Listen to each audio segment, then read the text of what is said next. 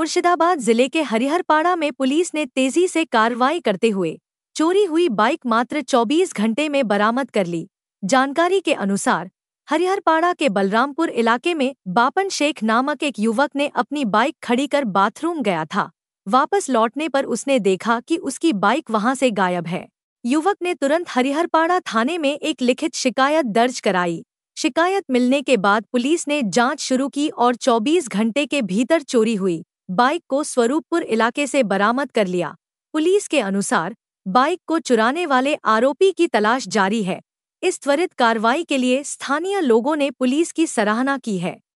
আমাদের বাপনের গাড়ি বাপনের শালা গাড়িটা নিয়ে যায় আমাদের বলরামপুরে একটা লেবার দেখতে আসার পথে বাইপুর বলরামপুরের টার্নিংয়ে রাখে সে বাথরুম করতে গেছিলো প্রায় 10-15 মিনিটের মধ্যে গাড়িটা চুরি হয়ে যায়।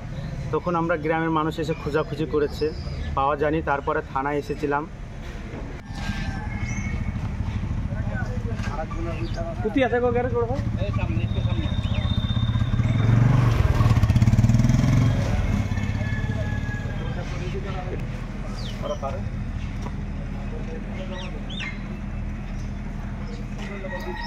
হারিয়েছিল আপনার? ওই তো বললাম না, ওই বলরামপুর গেছিলাম আমি একটা লেবার দেখতে কাজের জন্য। তা আসার পথে গাড়িটা আমি রেখেছিলাম বাইপুর আর বলরামপুর মিডিলে।